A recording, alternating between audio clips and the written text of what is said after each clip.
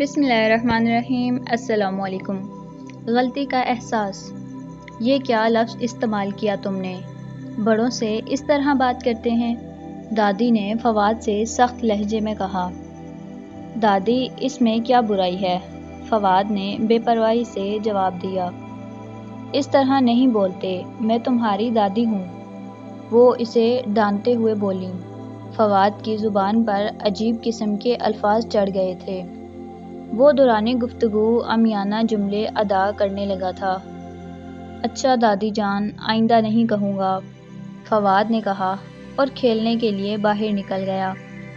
فواد کی امی کی وفات کے بعد دادی جان نے اس کی پرورش کی ذمہ داری سنبھال لی اور اسے کبھی ماں کی کمی کا احساس نہ ہونے دیا۔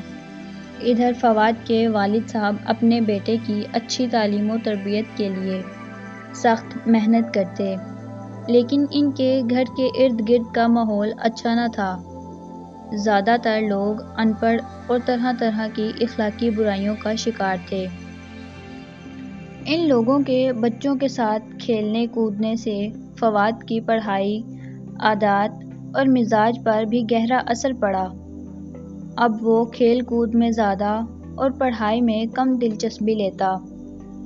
ایک بڑی پریشانی یہ تھی کہ وہ اپنی گفتگو میں برے الفاظ استعمال کرتا اور اپنے دوستوں سے گالیاں دے کر بات کرنے لگا تھا۔ دادی اماں نے زہیب کو یہ سب بتایا تو وہ بھی فکر مند ہو گئے۔ ان دنوں فواد کالج میں داخلہ لینے کے لیے کوشش کر رہا تھا اور آج ایک اچھے کالج میں داخلے کے لیے انٹرویو دینے گیا۔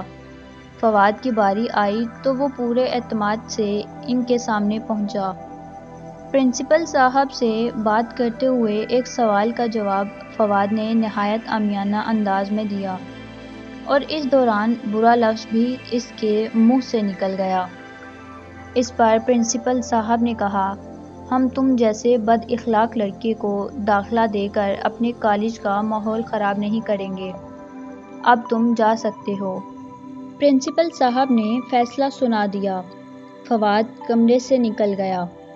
وہ گھر پہنچا تو دادی اس کا اترا ہوا چہرہ دیکھ کر شفقت سے اس کے سر پر ہاتھ رکھا تو اس کی آنکھیں بھر آئیں اور اس نے انہیں سب کچھ بتا دیا۔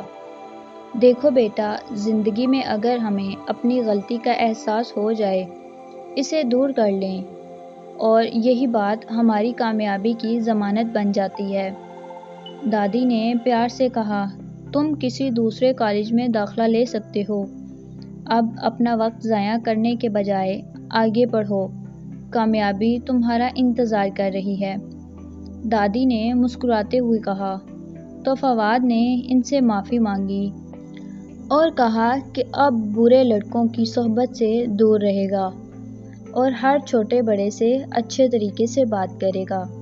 اگر آپ کو یہ میری ویڈیو پسند آئی ہو تو لائک، شیئر اور سبسکرائب کرنا مت بھولیں۔ Thanks for watching. اللہ حافظ۔